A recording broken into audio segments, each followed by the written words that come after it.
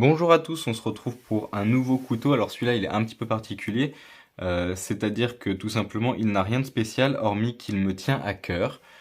C'est un très très ancien couteau puisqu'il me vient de mon arrière-grand-mère qui elle-même l'avait, je crois, de sa mère.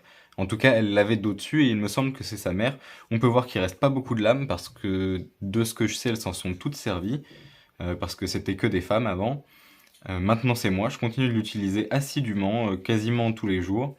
C'est un couteau qui est avec hop, un ancien métal, alors je pense que c'est du fer ou un mauvais acier, enfin du moins un acier avec plein d'impuretés, euh, qui est du coup toute noircie, en fait toute de points noircis, à mon avis ce sont les impuretés tout simplement.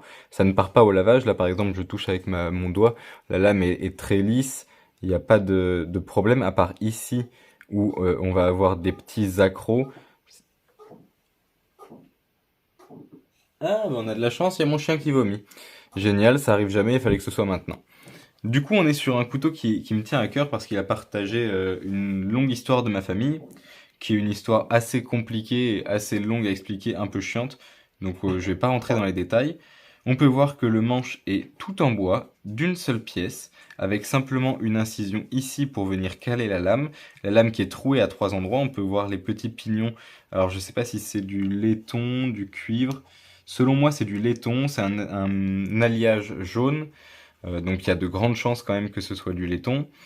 Euh, on voit que celui-ci d'ailleurs est plus propre que les autres, c'est beaucoup plus jaune, beaucoup plus brillant.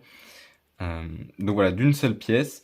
La lame devait être à mon avis à peu près comme ça, je pense, vu la largeur et la longueur du manche, mais je ne suis pas sûr du tout.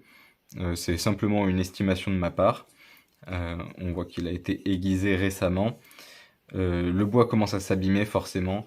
J'ai pas grand chose à dire de plus, mais je voulais absolument vous le présenter, donc le voici. C'est mon couteau ancien de la vie de tous les jours.